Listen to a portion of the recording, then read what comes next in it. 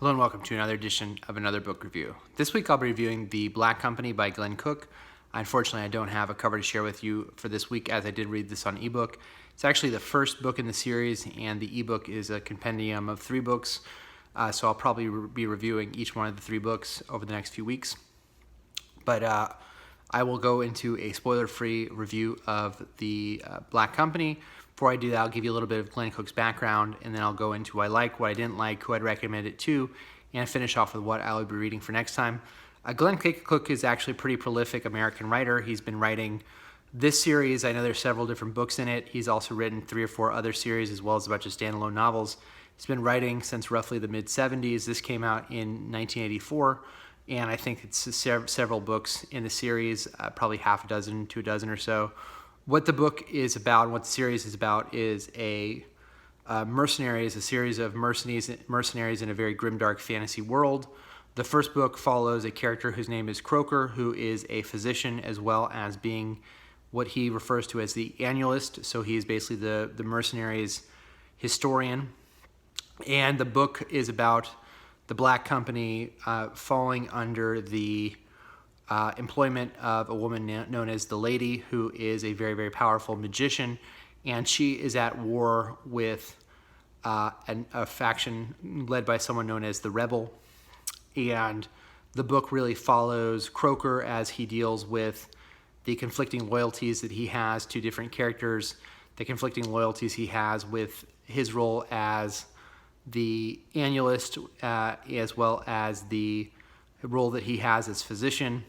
And the world itself is very, as I mentioned before, very grimdark. Magic is a thing that exists in the world, but of the roughly, it's very rare and it's very, very powerful. And the book starts with the mercenaries having, I think, roughly 4 magicians out of about 1,000 people. So it's a very fairly rare thing to happen in this world. And there's a lot of, as you would imagine, a lot of violence, a lot of assaults, a lot of things that happen in war. I'll just leave it there. So I like that part of the book. I think that the feeling of this character as he kind of sees these things and has to go through his life while kind of making peace with that, his job as a physician of trying to help people, as well as him being a historian and having a sense of responsibility to the brotherhood that he feels with these mercenaries. I thought that felt very real to me. You see kind of Croker and him kind of shifting those responsibilities as the book goes on in a few places, as far as moving more to the annalist side as opposed to the physician and having feelings about that. There's a lot of, you meet kind of some of the main characters in the mercenary crew. Most of them are the magicians. I think there's, at the beginning of the book, 4 different magicians, and you have the captain and you have the lieutenant, as well as a man who comes in and joins one of the new recruits, a man named Raven. So you have all these people that Croker becomes, if not maybe friends with, certainly there is a camaraderie, a spirit, a core that he shares with these men that felt very real to me.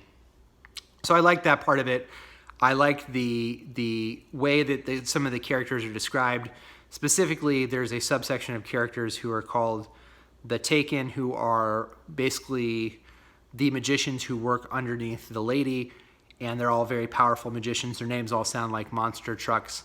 But their descriptions of these characters, and given this book was written in the 1980s, reminded me very much of almost like a Dark Souls or like a Miyazaki anime. The way that they're described I thought was really kind of interesting given how long ago this book was. And so you kind of see some of the influence that this book has had on other things. George R. R. Martin, I think, has noted this as one of the influences on A Song of Ice and Fire. And really, I think if you compare this book to something like Lord of the Rings, it's very clear that this would have an influence on George R. R. Martin. It's essentially a group of soldiers who, like, what happens with soldiers is they get into fights, they die, and it's really the history of these mercenaries. And so I thought that was interesting. There's a battle towards the end of the book that is done really, really, that battle sequence I think is kind of one of the better parts of the book. If there's some things that I liked a little bit less, Glen Cook writes in a very clipped or terse style. sometimes that works for what he's trying to do. There are other times where I felt that opened up maybe more questions than it answered. And I thought that there's very much, you have to be very mindful of the world building. And I feel that Glen Cook has, I think, a world in his head that he doesn't always get to the page. And I felt that was at times very frustrating. And so there feels like at times there's a lot of telling but not showing. And you don't really get a ton of, because we see everything from Croker's point of view, we don't always get the internal thoughts of the rest of the characters. Even with Croker himself, you don't really get a ton of his backstory of where he came from, why he joined this mercenary, what like drives him and motivates him to do things. And I think a little bit of that would have been helpful. You do you get the sense that here's this guy who's a relatively normal person who's in this kind of fantastical world, and how frightening some of the things that he sees would be. And you see definitely his morality and how that shifts, and how he is able to justify his actions and the actions of his fellow mercenaries while not ever really fully excusing them.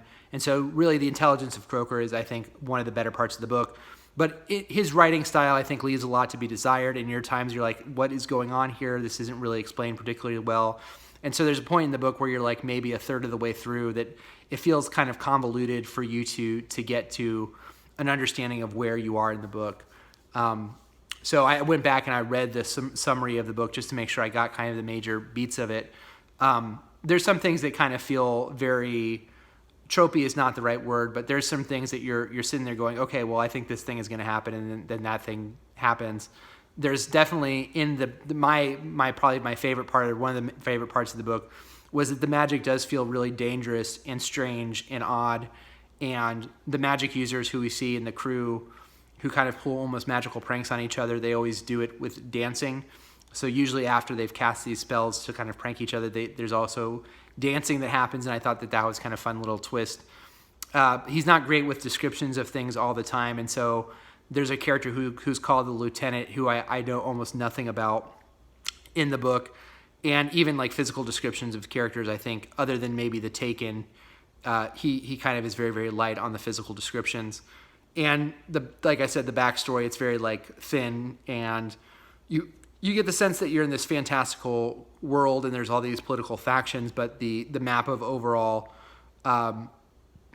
what that looks like, the picture of it really just kind of comes down to, there's this character, the woman who is the lady, who's this very, very powerful magician, and she's basically at war with this other group. And then over time you kind of see that there's something else kind of going on underneath that, and then you kind of get a fuller picture. But if you're someone who needs a lot of a backstory and world building and psychology of the characters, of why they're doing what they're doing, this is really not that at all. It really is this character who is writing almost a brief after action report about all this stuff that happens to him, while occasionally, which is the history of the mercenaries, but it's also occasionally he gets involved in it and his actions in that as well. And so I liked it because it was very different than a lot of other things that I've read. At the same time, I did wish there was more descriptions of things, and I wish there was maybe more of a backstory to really understand this world. But you do get like the grim and gritty feel of this mercenary crew that's very, they have very like gray morality, and they oftentimes do things knowing that there's gray morality and there's not really clear lines of what is good and what is evil. And so if you do like more of an adult fantasy, and you will probably, I think, at least like this book, or at least see what this book kind of has influenced. And so I thought that was cool. But I'm interested to see where the rest of the things go. I think there's the end of this book pretty clearly sets up a sequel, and I'll probably be reading that starting next week or the week after. But that is Glen Cook's The Black Company. If you're wondering who to read it, it is very much an adult book, and so I would not recommend it to people who are in high school. If you're an adult and you are interested in kind of like pretty brutal fantasy and brutal fights, you're essentially reading a fantasy war, and so very, very much, much more in the vein of what would happen given what magic could do to people. So that's who I would recommend it to. Next time I'm going to be reading The Salt Grows Heavy by Cassandra Khaw.